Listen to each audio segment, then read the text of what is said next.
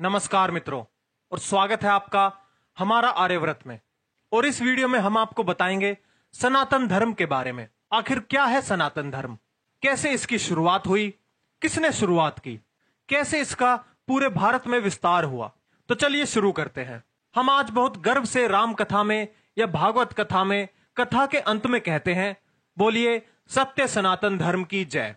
थोड़ा ये सोचे कि सनातन धर्म का अर्थ क्या है। सनातन अर्थात जो सदा से है, जो सदा से रहेगा, जिसका अंत नहीं है और जिसका कोई आरंभ नहीं है, वही सनातन है। और सत्य में केवल हमारा धर्म ही सनातन है। यीशु से पहले ईसाई मत नहीं था, मोहम्मद से पहले इस्लाम का मत नहीं था। केवल सनातन धर्म ही सदा से है, सृष्टि के आरंभ से है। किंतु ऐसा क्या है जो हिंदू धर्म में सदा से है? श्री कृष्ण की भगवत कथा श्री कृष्ण के जन्म से पहले नहीं थी, अर्थात श्री कृष्ण की भक्ति सनातन नहीं है। श्री राम की रामायण तथा रामचरितमानस भी श्री राम के जन्म से पहले नहीं थी, अर्थात श्री राम भक्ति भी सनातन नहीं है।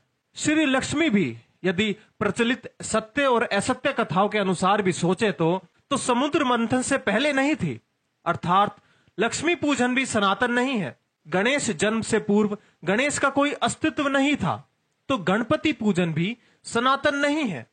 शिव पुराण के अनुसार शिव ने विष्णु व ब्रह्मा को बनाया, तो विष्णु भक्ति व ब्रह्मा भक्ति सनातन नहीं है। विष्णु पुराण के अनुसार विष्णु ने शिव और ब्रह्मा को बनाया, तो शिव भक्ति और ब्रह्मा भक्ति सनातन नहीं है। ब्रह्म पुराण के अनुसार ब्रह्मा ने शिव और विष्णु को बनाया, तो विष्णु भक्ति और शिव भक्ति सनातन नहीं है। देवी पुराण के अनुसार देवी ने ब्रह्मा, विष्णु और शिव को बनाया, तो यहां भी तीनों की भक्ति सनातन नहीं रही। यहां थोड़ा विचार करें कि ये सभी ग्रंथ एक दूसरे से बिल्कुल उल्टी बात कर रहे हैं, तो इनमें से अधिक एक ही सत्य हो सकता है, बाकी झूठ। लेकिन फिर भी सब हिंदू इन चारों ग्रंथों को सही मानते हैं। अब इसे सौभाग्य कहें या दुर्भाग्य, इसका निर्णय मैं आप पर छोड़ता हूं। फिर ऐसा सनातन क्या है जिसका हम जय घोष करते हैं? वो सत्य सनातन है परमात्मा की वाणी। आप किसी मुसलमान से पूछिए परमात्मा ने ज्ञान कहां दिया है, वो कहेगा कुरान में। आप किसी ईसाई से पूछिए परमात्मा ने ज्ञान कहां दिया है, वो कहेगा बाइबल में। लेकिन आप हिंदू से पूछिए परमात्मा ने मनुष्य को ज्ञान कहां दिया है, हिंदू निरुत्तर हो जाएगा। आज दिग्भ्रमित हिंदू भी नहीं बता सकता कि परमात्मा ने ज्ञान कहां दिया है। आधे से अधिक हिंदू तो केवल हनुमान चालीसा को ही परमात्मा का ज्ञान बता देंगे।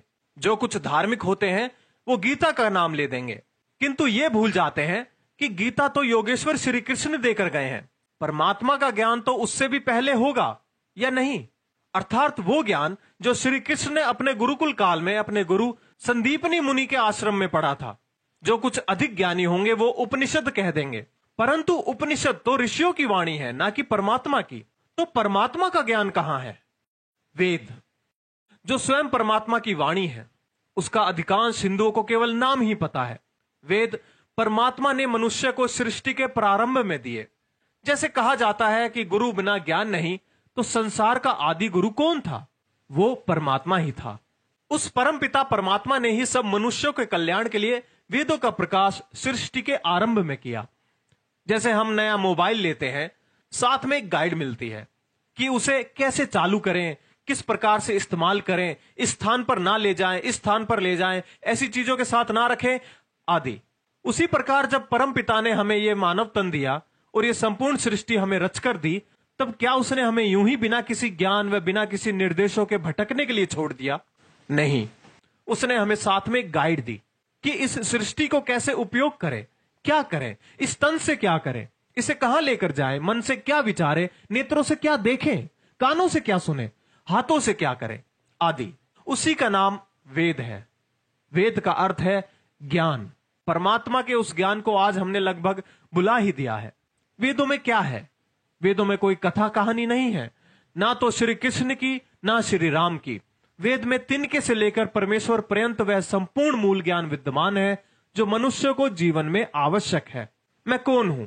मुझ में ऐसा क्या है जिसमें मैं की भावना है? मेरे हाथ, मेरे पैर, मेरा सिर, मेरा शरीर, पर मैं कौन हूं? मैं कहां से आया हूं? मेरा तन तो यही रहेगा, तो मैं कहां जाऊंगा? परमात्मा क्या करता है? मैं यहां क्या करूं? मेरा लक्ष्य क्या है?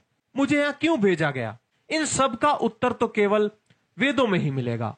रामायण, भागवत, महाभारत आदि तो सारी ऐतिहासिक घटनाएं हैं जिनसे हमें सीख लेनी चाहिए और इन जैसे महापुरुषों के दिखाए सन्मार्ग पर चलना चाहिए।